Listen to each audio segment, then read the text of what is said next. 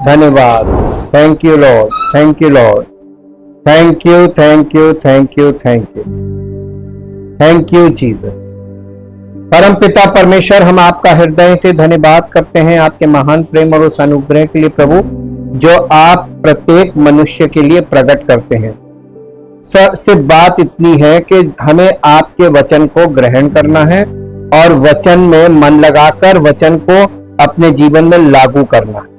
और ये तभी संभव है जब हम परमेश्वर के लोगों की संगति में हो, परमेश्वर की उपस्थिति में उपस्थित होते रहें और आपके वचन में लगे रहें, ताकि प्रभु आपका वचन हमें वो बनाए जो आप बनाना चाहते हैं।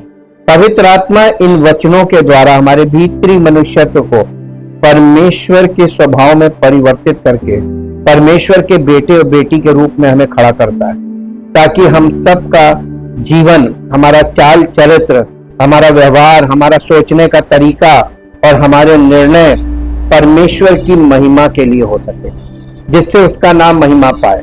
और इस पृथ्वी पर लोग परमेश्वर के राज्य को, हम सब ऐसे लोगों के द्वारा जो परमेश्वर के लोग हैं, जो परिवर्तित लोग हैं, जो परमेश्वर की महिमा से भरे लोग हैं, ऐसे लोगों की जिंदगियों से इस पृथ्वी पर परमेश्वर के राज्य की बढ़ती हो और उसके राज्य के विस्तार के द्वारा उसकी महिमा प्रकट हो। आदर और महिमा आपको देते हैं, आपके वचन के पास आए हैं। पवित्र आत्मा हमसे बातें करे और इन वचनों के द्वारा वो हमको हमारे भीतरी मनुष्यत्व को वचन रूपी पवित्र जल से धोकर शुद्ध करे और हमें नई सृष्टि बनाकर परमेश्वर की महिमा में खड़ा कर सके, जिससे उसकी महिमा हो। धन्यवाद के साथ इस प्रार्थना को प्रभु यीशु मसीह के पवित्र नाम से मांगते हैं, आमीन। सबको जय मसीह की। हम परमेश्वर का बहुत धन्यवाद करते हैं, क्योंकि वो अद्भुत युक्ति करने वाला और सामर्थ्य के अनोखे काम करने वाला परमेश्वर है। आज का अध्ययन शुरू करने से पहले मैं चाहता हूं कि हमारे साथ आप परमेश्वर के वचन से पद निकाले, व्यवस्था विवरण की पुस्तक और उसका अध्याय 4 अध्याय और 4 अध्याय का 15 पद से पढ़ेंगे। ऊपर हेडिंग होगी, ये व्यवस्था की पुस्तक है, ऊपर हेडिंग होगी 4 अध्याय का 15 पद। ऊपर हेडिंग क्या है? मूर्ति पूजा के विरुद्ध चेतावनी। 15 पद से पढ़ेंगे। इसलिए तुम अपने विषय में, देखिए इस्राएलियों से परमेश्वर ने क्या कहा था, इसलिए तुम अपने विषय में बहुत सावधान रहना, क्योंकि जब यहोवा ने तुमसे होरेब पर्वत पर आग के बीच में से बातें की, तब तुमको कोई रूप दिखाई नहीं पड़ा था।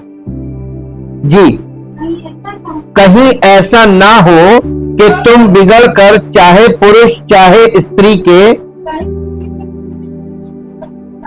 चाहे पृथ्वी पर चलने वाले किसी पशु, चाहे आकाश में उड़ने वाले किसी पक्षी के, चाहे भूमि पर रेंगने वाले किसी जंतु, चाहे पृथ्वी के जल में रहने वाली किसी मछली के रूप में कोई मूर्ति खोदकर बना लो।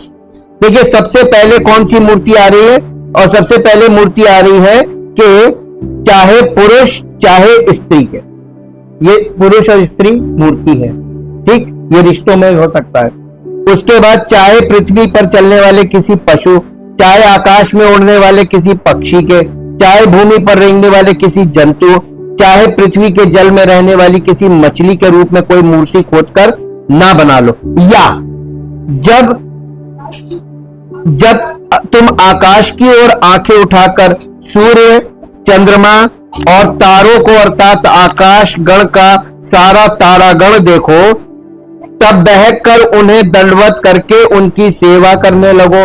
होरोस्कोप देखा है ना, ये राशि वो राशि, ये वो सब प्लैनेट्स हैं, और ये प्लैनेट्स को, ये इनको बोलते हैं हेवनली बॉडीज, इनकी लोग वर्शिप कर रहे हैं। परमेश्वर ने व्यवस्था में इजरायलियों को सख्त मना किया था, और इसको रिपीटेडली पूरी बाइबल में ये चल रहा है। अंत के, यानी आप अंत के समय में जाते हैं, जब न्यू टेस्टामेंट के एंड पार्ट में, वहां बहुत हार्ड कर दिया है ना। मैं बिल्कुल एक्सेप्ट नहीं करूंगा जिसके मन में ये सब होगा। दंडवत आकाश का सारा तारागण देखो, तब बहक कर उन्हें दंडवत करके उनकी सेवा करने लगो, जिनको तुम्हारे परमेश्वर यहोवा ने धरती पर के सब देश वालों के लिए रखा है। और तुमको यहोवा लोहे के भट्टे सरीखे मिस्र देश से निकाल ले आया है, इसलिए कि तुम उसका प्रजा रूपी निज धन निज भाग ठहरो, जैसा आज प्रगट है। फिर तुम्हारे कारण यहोवा ने मुझसे क्रोध करके ये शपथ खाई, तू यरदन पार जाने ना पाएगा। ये मूसा बोल रहा है, इससे परमेश्वर ने कहा था तू यरदन पार जाने ना पाएगा, और जो उत्तम देश इजराइलियों का परमेश्वर यहोवा उन्हें उनका निज भाग करके देता है, उसमें तू प्रवेश करने ना पाएगा। किंतु मुझे इसी देश में मरना है, मैं यरदन पार नहीं जा सकता, परंतु तुम पार जाकर उस उत्तम देश के अधिकारी हो जाओगे। इसलिए अपने विषय में तुम सावधान रहो, कहीं ऐसा ना हो कि तुम उस वाचा को भूलकर जो तुम्हारे परमेश्वर यहोवा ने तुमसे बांधी है, किसी और वस्तु की मूर्ति खोदकर बनाओ, जिसे तुम्हारे परमेश्वर यहोवा ने तुमको मना किया है। देखिए, सख्ती से बोला उसने, क्योंकि तुम्हारा परमेश्वर यहोवा भस्म करने वाली, ये इब्रानियों में भी लिखा है। कहां से लिखा है? यहीं से कोड किया गया है। वहां पढ़ेंगे तो नीचे यहाँ की वर्ष मिलेगी। वो तुम्हारा परमेश्वर भस्म करने वाली आग है, वो जल उठने वाला ईश्वर है, जलन रखता है। तो उसकी जगह कोई दूसरा आया हमारे जीवन में, किसी भी मनुष्य के जीवन में, वो बर्दाश्त नहीं करेगा, बिल्कुल नहीं बर्दाश्त करेगा। यदि उस देश में रहते रहते बहुत दिन बीत जाने पर और अपने बेटे पोते उत्पन्न होने पर तुम बिगड़ कर किसी वस्तु के रूप की मूर्ति खोद कर बनाओ और इस रीति अपने परमेश्वर यहोवा के प्रति बुराई करके उसे अप्रसन्न कर दो, तो मैं आज आकाश और पृथ्वी को तुम्हारे विरुद्ध साक्षी करके कहता हूं कि जिस देश के अधिकारी होने के लिए तुम यरदन पार जाने पर हो, उसमें तुम जल्दी बिल्कुल नष्ट हो जाओगे और बहुत दिन रहने ना पाओगे, किंतु पूरी रीति से नष्ट हो जाओगे। और यहोवा तुमको देश देश के लोगों में तितर बितर करेगा, और जिन जातियों के बीच यहोवा तुमको पहुंचाएगा, उनमें तुम थोड़े ही से रह जाओगे, और वहां तुम मनुष्य के बनाए हुए लकड़ी और पत्थर के देवताओं की सेवा करोगे, जो ना देखते हैं, ना सुनते हैं, ना खाते हैं, ना सूंघते हैं। परंतु ये इजरायलियों से बोल रहा था। और इसके बाद मालूम क्या हुआ? हिस्ट्री जाके देखिए, इजरायली अपने देश में रह नहीं पाए, नहीं रह पाए आज तक। उन्हें तितर बितर कर रखा, पूरे वर्ल्ड में वो छाए हुए, पूरे वर्ल्ड में। और ऐसी ऐसी कंट्रीज में है, जेंटाइल कंट्रीज में, जहां वो वाकई में मूर्ति पूजक देशों में है, और उनको इनके बीच में रहना है। परमेश्वर इन देशों में पनिशमेंट दिखा रहा उनको कि देखो, यहाँ पे जो प्रलय आ रही है उसका तुम भागी हो रहे हो, तुम झेलोगे। और ये उनको दिखाए तुम भाग के कहीं नहीं जा सकते, तुमने मेरे साथ वही। अपने लोगों को बहुत कड़क तरीके से परमेश्वर पेश आता है। ये इजरायलियों के जीवन से मसीहों को दिखाया जाता है कि परमेश्वर का कहलाना ये गर्व की बात नहीं है। परमेश्वर के कहलाने का मतलब ये, अगर हम ये कहें कि मैं परमेश्वर का हूं, तो ये बहुत भयानक बात है। वो हमारे जीवन से अपनी महिमा अगर नहीं देखता है, तो वो ऐसा कड़क तरीके से पनिशमेंट देता है, ऐसा पनिशमेंट देता है कि पुश्ते याद रखती है और पूरी दुनिया देखती है कि अच्छा ये परमेश्वर के लोग हैं। इतनी कड़क पनिशमेंट, बहुत कड़ा पनिशमेंट देता है। और यहाँ पे परमेश्वर उनसे एक वायदा भी कर रहा है, परंतु वहां भी यदि तुम अपने परमेश्वर यहोवा को ढूंढोगे तो वो तुमको मिल जाएगा। शर्त यह है कि तुम अपने पूरे मन से और अपने सारे प्राण से उसे ढूंढो।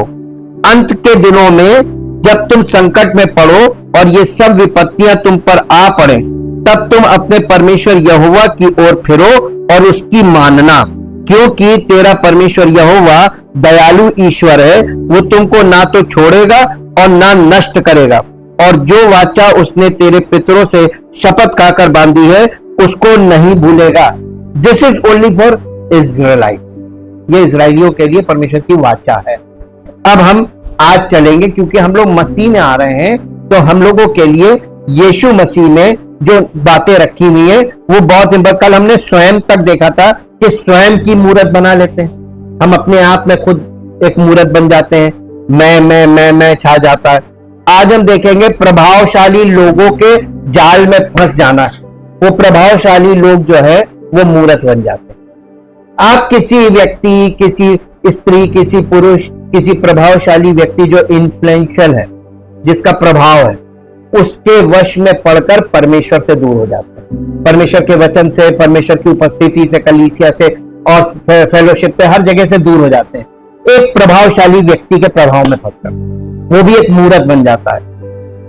प्रभावशाली लोग जिनमें हमारे लिए बहुत अच्छा या बुरा करने की शक्ति होती है, अक्सर मूर्ति बन जाते हैं जब लोग उनमें बहुत अधिक भय, प्रेम या विश्वास डाल देते हैं। जब आप उन पर बहुत विश्वास करने लगते हैं, जब उससे बहुत प्रेम करने लगते हैं, तो या उनसे बहुत डर जाते हैं, तो वो मूर्ति बन जाते हैं और आप उनके वश में हो जाते हैं। कितनी भयानक मूर्ति है। और ऐसे ढेरों लोग फंसे हुए हैं। जीवन के आराम यानी विलासिता, जीवन की विलासिता, ये भी एक मूर्ति है। विलासिता वाला जीवन सब चाहते हैं। लोग सवेरे सवेरे ईश्वर से क्या मांग,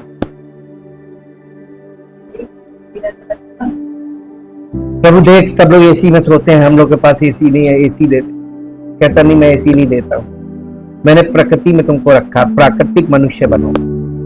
हाँ, आप परमेश्वर के साथ जुड़े हुए हैं, परमेश्वर पे विश्वास करते हैं, आपका जीवन परमेश्वरीय जीवन है, तो आवश्यकता की हर चीज आपको देगा। उसमें एसी भी हो सकता है, वो एक आवश्यकता है और परमेश्वर पूरी करता है। लेकिन आप केवल इस चीज के लिए प्रार्थना करें और परमेश्वर से आपका कोई संबंध नहीं, सुनेगा?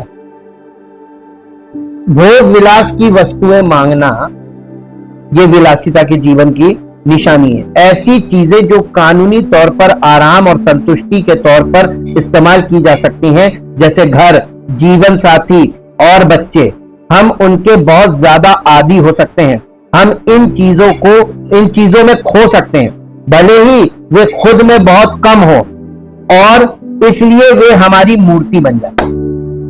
आप कितना भी इनमें मन लगाएंगे, लास्ट में आपको वहां से धोखा ही मिलेगा। इससे अच्छा परमेश्वर पे भरोसा रखिए, उसी में मन लगाइए। बाकी ये चीजें एसेट्स हैं। आप परमेश्वर में मन लगाएंगे तो ये आपको छोड़ेंगे नहीं। ये परमेश्वर की महिमा है। परमेश्वर उनके दिल में ऐसा डालेगा कि वो आपको कभी नहीं छोड़ेंगे।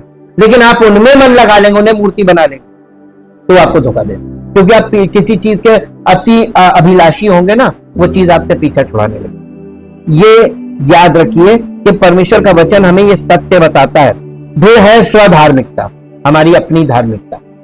ये अपनी धार्मिकता जो है ना, ये भी एक मूर्ति है। स्वधर्म, मेरा धर्म, मैं धर्मी हूं, ये मूर्ति है।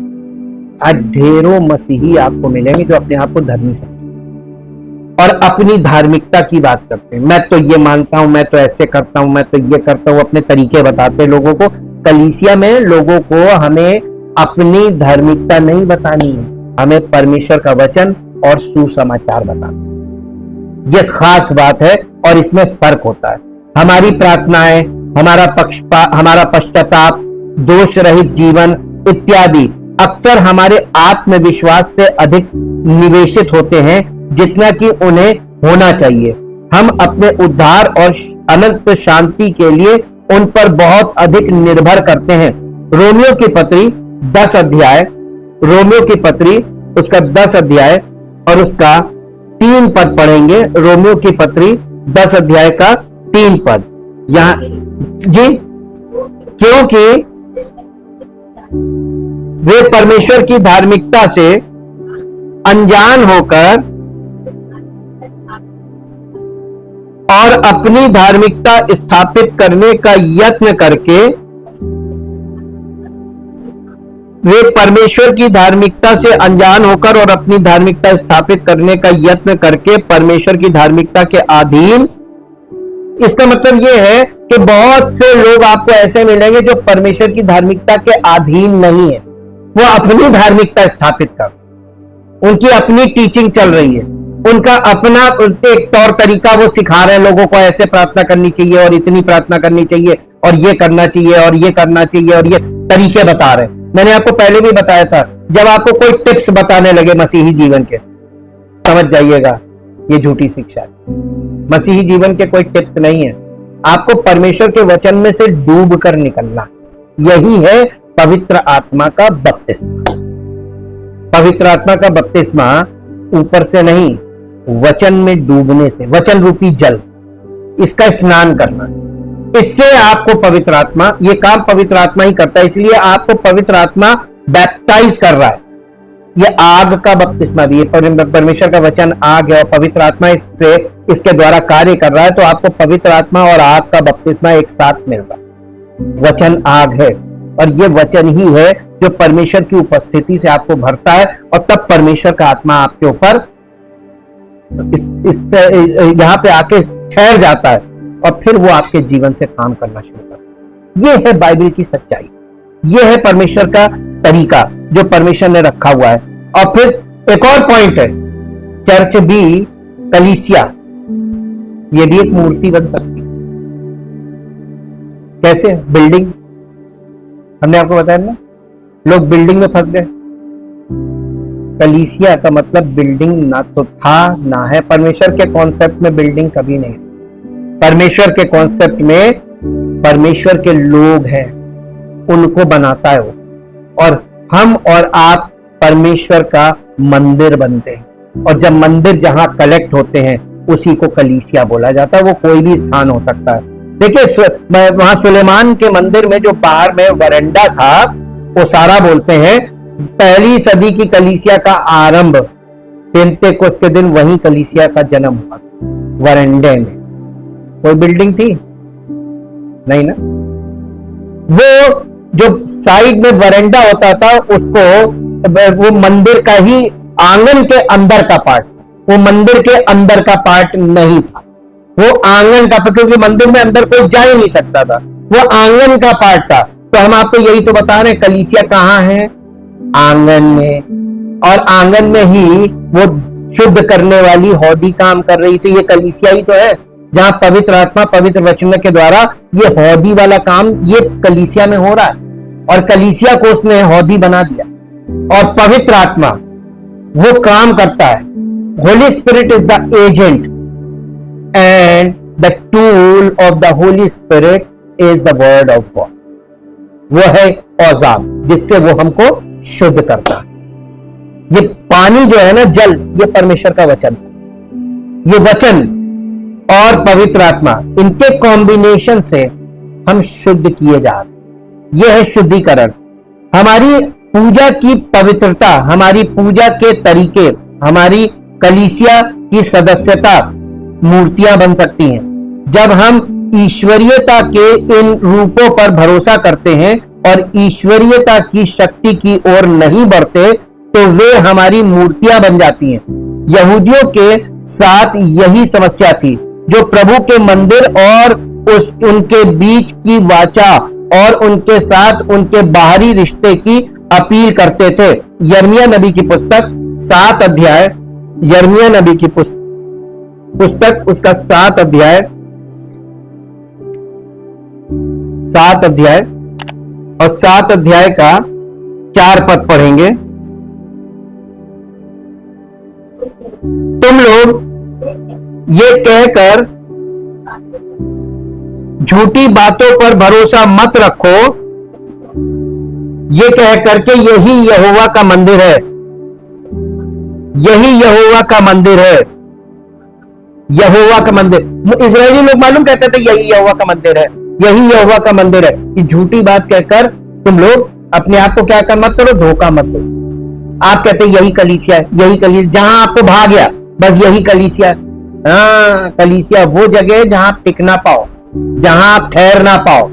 अगर आप ठहर गए तो आप परमेश्वर के बेटे बेटियां बन जाएंगे, संतान बन जाएंगे। लेकिन अगर आप ठहरना नहीं पाते, वहां पे आपको पसंद नहीं है, आपको अच्छा नहीं लग रहा, वो है कलीसिया। भाई किसी को शुद्ध किया जाएगा तो उसको शुद्ध करने में वक्त भी लगेगा, और जब काम किया जाता है, देखिए इसका तरीका बताया गया बाइबल में। सुनार की आग, तो आग में तपाया जाता है सोने को, तब शुद्ध होता है। मैं उन्हें सोने की तरह शुद्ध करूंगा, यीशु मसीह कह रहा है। मैं अपने कलीसिया के अंगों को सोने की तरह तपाकर शुद्ध करूंगा। इसका मतलब आग का इस्तेमाल होगा। आग क्या? परमेश्वर का वचन।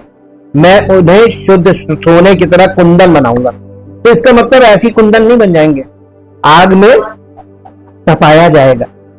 तो तपना कोई मांगता नहीं। उसके बाद धोबी के साबुन की कैसे होगी? पटक पटक के मैं उन्हें साफ करूंगा। होना चाहते हैं? जो होना चाहते हैं, जो टिक गया, इसीलिए कहा गया जो टिक गया वो परमेश्वर का बेटा बेटी बनेगा, क्योंकि लिखा है वो जिसे बेटा बनाता है, परमेश्वर अपनी संतानों की ताड़ना करता है और जिन्हें वो बेटा बनाता है उन्हें कोड़े लगाता है। बिल्कुल सही लिखा है। इसके बिना आप उसके बेटे और बेटी नहीं बन सकते। ये शुद्धिकरण का तरीका है। तो आपको ऐसी कलीसिया ढूंढनी पड़ेगी जहां पवित्र आत्मा आपको शुद्ध करने का काम करे।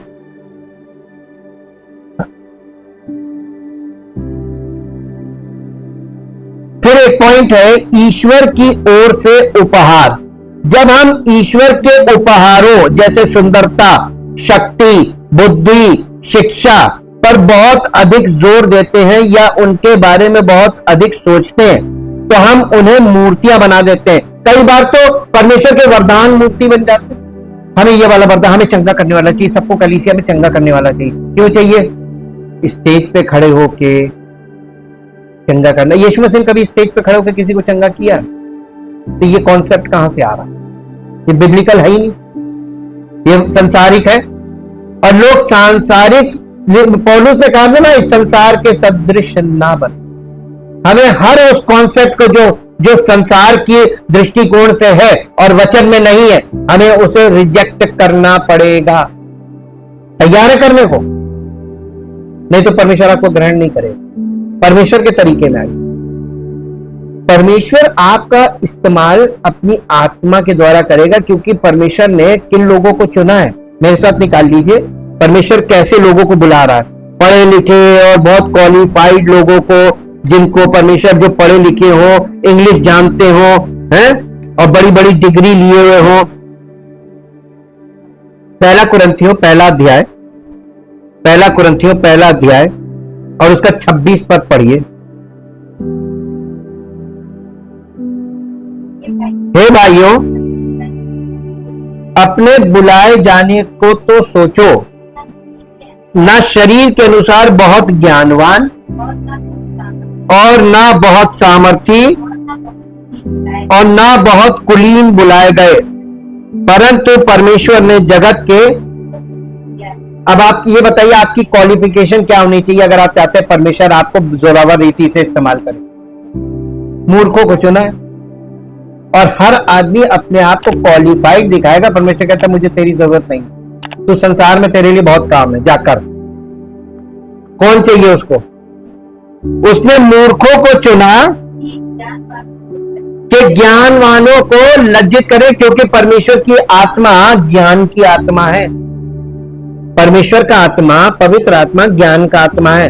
तो परमेश्वर की आत्मा जो है, जब वो हमारे जीवन में कंट्रोल ले लेगी, तो परमेश्वर का आत्मा खुद ही आपको ज्ञान में आगे बढ़ाएगा और आपके द्वारा वो लोगों को ज्ञान देने लगेगा। तो हमको ज्ञान की जरूरत नहीं, हमें ज्ञान ही नहीं चाहिए।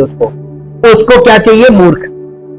और परमेश्वर अपनी आत्मा के द्वारा, यानी स्पिरिचुअल नॉलेज, आत्मा का ज्ञान परमेश्वर की आत्मा के द्वारा उसके जीवन से निकलने लगेगा। और उसने, परमेश्वर ने जगत के निर्बलों को चुन लिया है कि बलवानों को लज्जित, तो निर्बल लोगों को चुना है कि बलवानों को लज्जित करे। और परमेश्वर ने जगत के नीचों और तुच्छों को, वरन जो है भी नहीं, उनको भी चुन लिया है कि उन्हें जो है व्यर्थ ठहराए, ताकि कोई प्राणी परमेश्वर के सामने घमंड ना करने पाए। देखिए, परमेश्वर के सामने कोई घमंड, आपके पास अगर आप पढ़े लिखे तो आपको घमंड रहेगा, मैं पढ़ा लिखा था। अगर आप हाईली क्वालिफाइड कोई व्यक्ति देखते, कभी मत घबराइए, उसके पास क्वालिफिकेशन है और आपके पास परमेश्वर का पवित्र अभिषेक।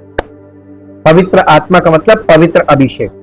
और ये पवित्र अभिषेक जो करेगा ना, वो क्वालिफाइड पर्सन नहीं कर पाएगा। ये हमेशा याद रखिए।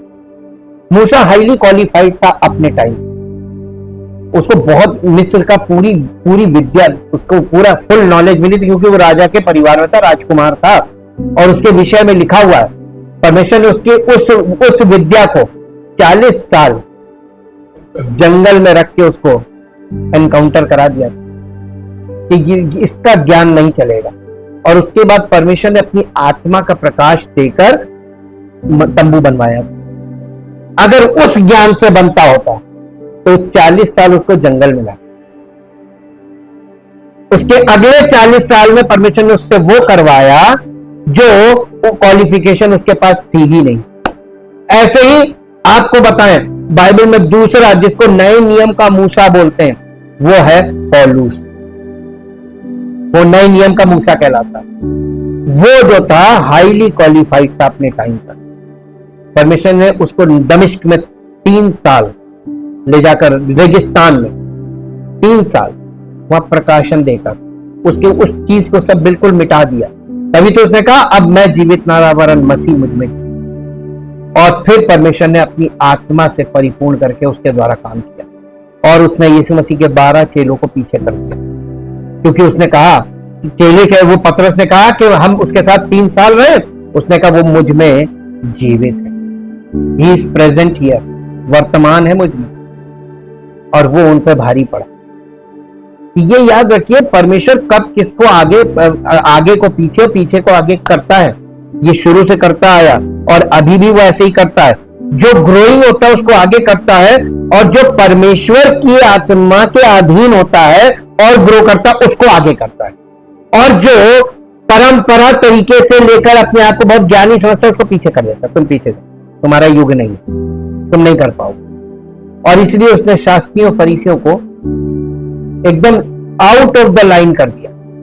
तुम्हारी तो जरूरत ही नहीं है, नहीं एक्सेप्ट किया। इसलिए आप याद रखिए कि यह भी एक पॉइंट है कि कलीसिया की बिल्डिंग या कलीसिया का सिस्टम ये मूर्ति बन जाता है। आज बहुत से लोग कलीसियाओं में जो पारंपरिक एक तरीका चल रहा है उस परंपरा में फंसते, उनको वचन नहीं समझ में आता। उनके आगे वचन जो है ना वो लपेटी मुहर बंद की हुई किताब के समान है। वो सुनने के आदी हैं, लेकिन उनके हृदय पर इसका कोई प्रभाव नहीं पड़ता है। इसका मतलब वो आदी हो गए वचन सुनने के। अब फिर है ईश्वर की, ये हो गया ईश्वर की ओर से उपहार। वो हमें अपनी ये चीजें जो है ना, उपहार, gifts of the Holi spirit, ये भी मूर्ति बन जाते हैं। इसके विषय में भी हम आपको बता दें कि ये कैसे वरदान बनते हैं। बालाम के बारे में एक दिया हुआ है, और आपको लास्ट में कलीसियाओं को चिट्ठी लिखी तो उसमें कई कलीसियाओं में ये बात बोली है कि तेरे यहां बिलाम की शिक्षा चलती। बिलाम की शिक्षा क्या थी? बिलाम ने क्या किया था? बिलाम ने, बालाक राजा ने, बिलाम के पास एक वरदान था। वो वरदान क्या था? परमेश्वर ने उसको ये वरदान दिया था कि जिसको तू आशीर्वाद दे उसको आशीर्वाद मिलेगा, और जिसको तू श्राप दे उसको श्राप मिलेगा। ये परमेश्वर ने उसको वरदान दिया था। कोई बात नहीं, परमेश्वर ने वरदान दिया था तो उसको ये वरदान अपनी मर्जी से इस्तेमाल करना था कि परमेश्वर की मर्जी से। अब देखिए, जब आपको परमेश्वर वरदान, किसी विश्वासी को जब वरदान मिलता है, उस वरदान का इस्तेमाल हम अपनी मर्जी से नहीं कर सकते। पूछिए क्यों? मालूम क्या करेंगे? आप जिससे खुश होंगे, पैसे वाले लोग, वरदान वहां काम करेगा। गरीब आएंगे, वरदान नहीं काम करेगा। है? हाँ, नहीं, आप उसको आशीर्वाद देंगे जिससे आपको लाभ में मिलना, और उसे श्राप देंगे जिससे कुछ नहीं मिलना। समझ में आ रहा ना? ऐसे सेवक आपको बहुत मिलेंगे आज के। आपको भापना है कि बिलाम की शिक्षा कैसे है। बिलाम की शिक्षा बिल्कुल बिल्ट इन काम करती है, पता नहीं चलेगा। याकूब ने इसके विषय में खोला है, और पुराने नियम में तो इसका पूरा चैप्टर है गिनती की पुस्तक में। और बलाक राजा ने बुलाया, क्योंकि इजरायली लोग छावनी डाले थे। बलाक राजा ने इसको बुलाया, ढेर सारे लोगों को भेजा और कहा उससे जाके कहो मैं तुम्हें इतना धन दौलत दूंगा, ये दूंगा, वो दूंगा, आकर इनको मेरी तरफ से श्राप दो। भैया ये वो लोग आए इसके पास, बिलाम के पास, कहने लगे कि राजा ने तुझको बुलाया, इस काम के लिए बुलाया। तो इसने क्या कहा कि नहीं, मैं परमेश्वर से पूछ लूं, तुम लोग आज जरा कहीं ठहरो, मैं परमेश्वर से पूछूं, अगर वो कहेगा तो मैं चलूंगा। लग रहा ना बहुत परमेश्वरी व्यक्ति। और रात में परमेश्वर ने उससे कहा ये लोग कौन है जो तेरे यहाँ ठहरे? संज्ञान लिया परमेश्वर। कहने लगे कि ये बालाक राजा ने भेजा और ये हमको बोल रहे हैं कि वहां चल के, तो परमेश्वर का नहीं, तुझे नहीं जाना, मना कर दिया, नहीं तुझे नहीं जाना। चलो बात खत्म हुई। इसने कहा कि वो परमेश्वर ने मना किया, मैं नहीं जाऊं। उसके बाद उसने बालाक ने उससे भी अधिक प्रभावशाली लोगों को भेजा और उससे भी ज्यादा मूल्य इसके लिए ठहराया कि अब ये इतना देंगे, अब आ जाओ। और उससे ज्यादा प्रभावशाली लोग आए इसको मनाने। तो इसने कहा ठहर जाओ, मैं परमेश्वर से पूछूंगा, अगर वो कहेगा तो मैं चलूंगा। अब ये फिर परमेश्वर से पूछ रहा है कि ये लोग आए और ये मुझे कह रहे हैं मैं जाऊं। तो परमेश्वर गुस्सा हो गया, कहने लगा एक बार मना किया, नहीं जाना है, फिर क्यों कह रहे हो जाना है? तो परमेश्वर का ठीक है, तुम इनके साथ नहीं जाना है, मैंने मना किया है, तुम नहीं जा सकते। तो इसने उनसे भी कह दिया नहीं। फिर उसके बाद तीसरी बार उससे भी ज्यादा प्रभावशाली लोग आए और उससे भी ज्यादा अमाउंट इसके लिए ठहराया गया। तब ये लालच में आ गया। तब इसने परमेश्वर से कहा कि क्या मैं जाऊं? जब तीसरी बार बोला कि मैं जाऊं, तब परमेश्वर नाराज था। परमेश्वर ने कहा तुम जाओ, लेकिन अपनी मर्जी से कुछ नहीं बोलोगे। ये ताकीद की। और ये वहां जा क्यों रहा था? इजरायलियों को श्राप देने, पैसा दिया जा रहा था ना श्राप देने के लिए। भाई एक व्यक्ति आपके पास धन लेकर आया, उसको आप आशीर्वाद देने के लिए एक को श्राप दे रहे ताकि उसको आशीष मिले। और परमेश्वर ने इसको, जब इसने अपने वरदान को अपनी मर्जी से इस्तेमाल करने की कोशिश की, तो परमेश्वर ने एक स्वर्गदूत को ठहराया था। और वो स्वर्गदूत एक पतली सकरी जगह में ये आया, तो ये गधी पे बैठा हुआ था। और परमेश्वर के स्वर्गदूत गधी को दिखाई दिया कि वो नंगी तलवार लेकर खड़ा है, अगर आगे बढ़ेंगे तो गर्दन काट देगा। तो गधी आगे नहीं बढ़ रही थी। इसने बहुत गधी को कोशिश की, वो गधी आगे नहीं बढ़ी।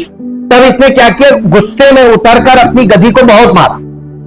जब गधी को मारा तो परमेश्वर ने गधी का मुंह खोल दिया और गधी मनुष्य की बोली में बोली कि तू मुझे क्यों मारता है? मैं तेरी वही गधी हूं जो कभी ऐसा नहीं करती थी। लेकिन तूने कभी सोचा कि मैंने ऐसा क्यों किया? देख, तुझे दिखाई नहीं देता, तू तो परमेश्वर का जन है। सामने स्वर्गदूत खड़ा नंगी तलवार लेकर, और इसको वाकई में परमेश्वर ने इसको ब्लाइंड करता, स्पिरिचुअल ब्लाइंड, ये नहीं देख पाया। और फिर उसके बाद इसने अपनी गधी को मारने के बाद फिर उसी गधी के द्वारा ये वहां पहुंचा है और इसने 7 बार इजराइल को श्राप देने की कोशिश की, लेकिन परमेश्वर ने इसके मुंह में आशीष डाल दी। श्राप की जगह आशीष निकल रही। परमेश्वर के लोगों को कोई श्राप नहीं दे सकता। ये बहुत बड़ी गुड न्यूज है मसीही लोगों के लिए, क्योंकि जो मसीह में है वो कभी उनको कोई श्राप नहीं दे सकता, क्योंकि वो ऑलरेडी उसने हमारे श्राप को मिटा दिया है श्रापित मृत्यु में। तो मसीह के द्वारा हम उस अनंत जीवन के भागी होते हैं और उस आशीषित जीवन को प्राप्त करते हैं। आशीषों का जीवन है मसीही जीवन। तो ये बलाम वाली जो बात है, ये प्रकाशित वाक्य में कलीसिया में ये टीचिंग बन के आ रही है। बिलाम की शिक्षा कि परमेश्वर से वरदान प्राप्त करने के बाद अपनी मर्जी में वरदानों का प्रयोग करना, और जब आप परमेश्वर से कोई चीज प्राप्त करते हैं उसका इस्तेमाल आप अपनी मर्जी से नहीं कर सकते। परमेश्वर ही आपको निर्देशित करेगा कि आपको कब कहां क्या करना है, नहीं तो वो गिफ्ट को सीज कर देता है।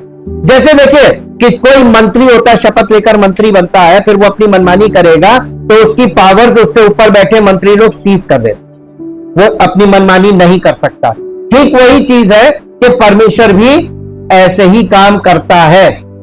परमेश्वर के आत्मिक वरदान भी ऐसे ही हैं। और इसके बाद एक और मूर्ति है आसान जीवन, बहुत मजेदार जीवन। मालूम है आपका जीवन आप लोग कैसा चाहते हैं? जब कोई व्यक्ति परमेश्वर के पास आता है तो उसकी इच्छाएं बताएं क्या है? फिजिकली होती हैं। वो ये सोचता है, अगर शादी नहीं हुई, सोचता है एक अच्छी सी बीवी मिल जाए, एक अच्छी सी बीवी मिल जाए, एक नौकरी मिल जाए, एक अच्छी नौकरी मिल जाए, एक अच्छी पत्नी मिल जाए। हाँ के ना?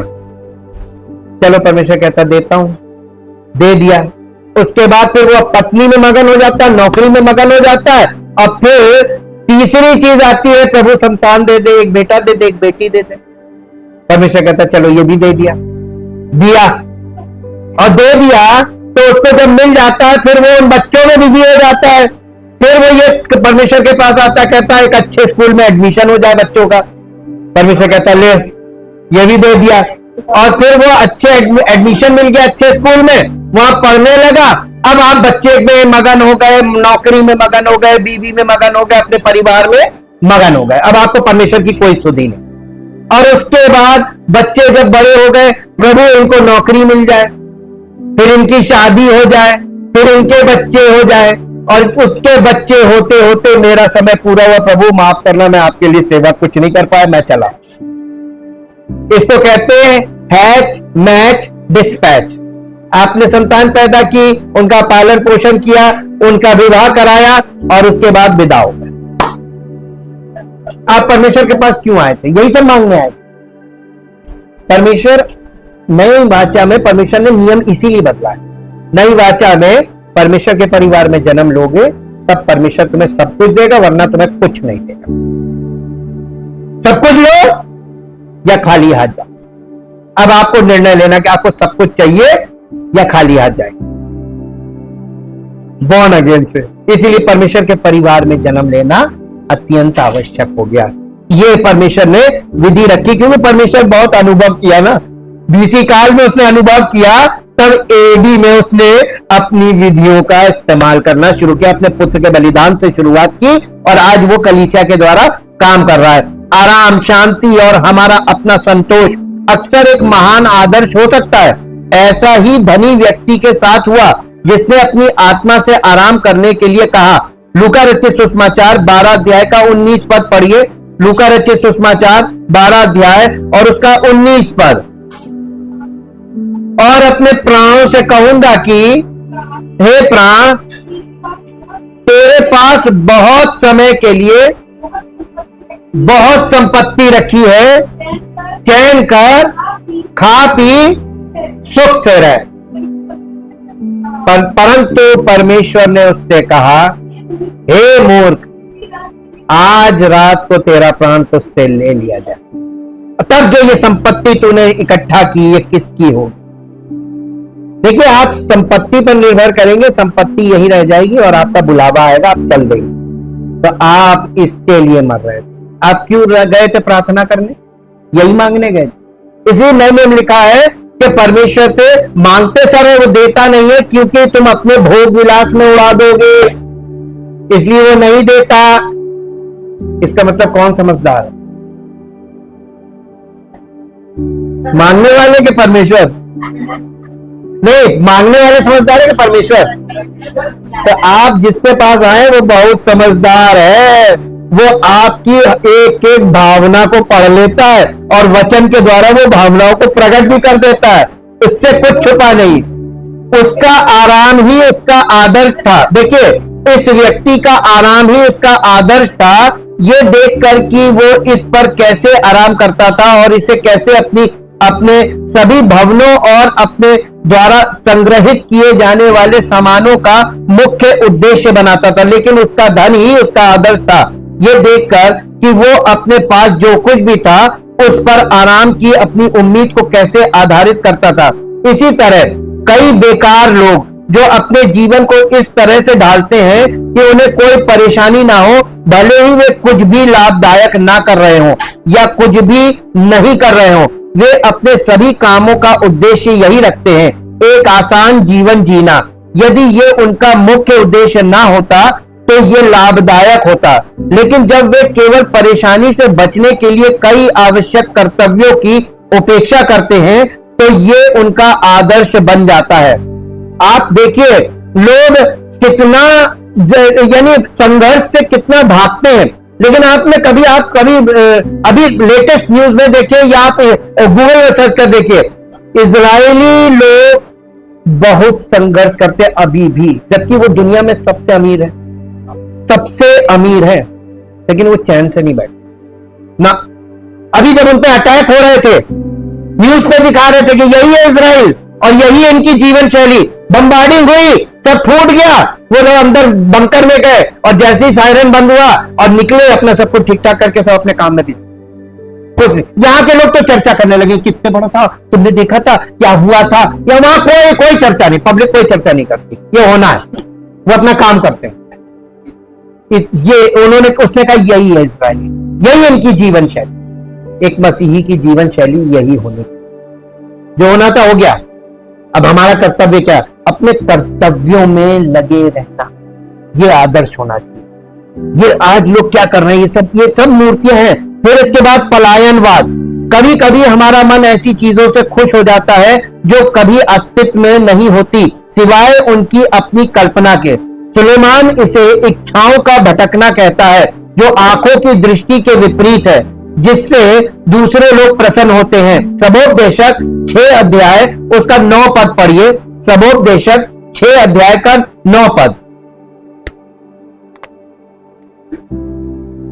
सबोपदेशक 6 अध्याय उसका 9 पद। आंखों से देख लेना, मन की चंचलता से, इससे पहले आपका मन मचलने लगे, आंख से देख लीजिए और देखकर संतुष्ट हो जाइए। उसकी चाहत आपके दिल में नहीं होनी चाहिए। लेकिन इंसान के अंदर मालूम क्या है, ये बहुत बड़ी कमजोरी है। जिधर जो चीज देखी मन मचलने लगा, ये लेगी। ये गलत चीज है, ये लालच है, ये मूर्ति का काम कर रहा है। कुछ लोग अपने उपहार और कौशल को उपन्यास, रोमांस, नाटक, मंच नाटक और हास्य नाटक लिखने में खर्च करते हैं, और भी अधिक सूक्ष्मता से, लेकिन शायद और भी अधिक सामान्य रूप से लोग काल्पनिक और कल्पित परिदृश्य बनाते हैं, जहां उन्हें वो बदला प्रसन्नता या प्रमुखता मिलती है जिसकी वे इच्छा करते हैं। मशहूर होने के लिए ये सब काम करते हैं पेशेवर और विशेषज्ञ। परमेश्वर आमतौर पर जिस माध्यम से काम करते हैं उस पर अक्सर इतना भरोसा किया जाता है, और उस पर इतना भरोसा किया जाता है कि ये मूर्ति बन जाते हैं। ये डॉक्टर, सेना या मंत्री हो सकते हैं, या निर्जीव प्राकृतिक कारण। इससे भी बदतर ज्योतिष और हस्तरेखा विज्ञान को बहुत महत्व दिया जाता है, लेकिन शास्त्रों को पुराना और बड़े पैमाने पर त्याग दिया जाता है। परमेश्वर के वचनों को त्याग देते हैं लोग, इन चीजों में जाके मन लगाते हैं। निष्कर्ष क्या है? हृदय मूर्ति पूजा का उपाय परमेश्वर का सच्चा आदर करने के लिए और उसके सामने कोई अन्य ईश्वर ना रखने के लिए निर्गमन की पुस्तक 20 अध्याय उसका 3 पद पढ़ दीजिए। 20 अध्याय का 3 पद।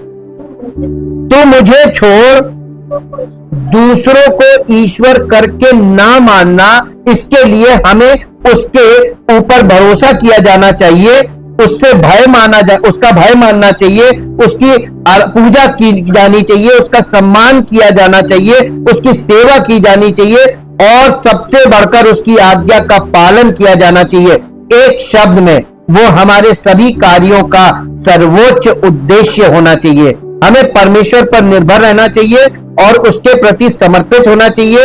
हमें उस पर विश्वास पूर्वक भरोसा करना चाहिए और प्रार्थना में अपना विश्वास और पश्चाताप व्यक्त करना चाहिए। उसमें आनंद मनाना चाहिए और उसके लिए अपना जीवन पूरी तरीके से समर्पित कर देना चाहिए। परम पिता परमेश्वर, हम आपका हृदय से धन्यवाद करते हैं।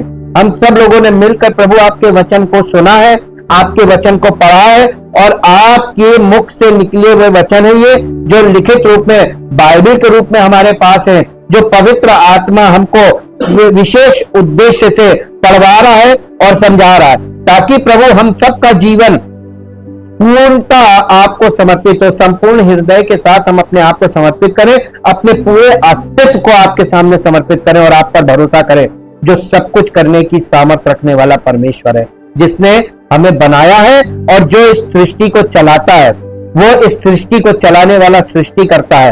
वो हमारी सब आवश्यकताओं को पूरा करने में आज भी सक्षम है, अगर हम उस पर भरोसा रखें। और प्रभु, हम आपका बहुत धन्यवाद करते हैं और ये विनती करते प्रभु कि जितने लोग आपके वचन में इस समय लगे हुए हैं, जितने लोग आपके वचन को ध्यान पूर्वक पढ़ रहे हैं, सुन रहे हैं और समझ रहे हैं और अपने हृदय में रख रहे हैं और इन्हें अपने जीवन में लागू कर रहे हैं, आपके वचन के आज्ञाकारी बन रहे हैं, हर एक ऐसे मनुष्य का जीवन आपकी महिमा का कारण हो, जिससे आपका नाम महिमान्वित हो। आदर और महिमा आपको मिले। इस प्रार्थना को प्रभु यीशु मसीह के पवित्र नाम से मांगते हैं, आमीन। Praise the Lord.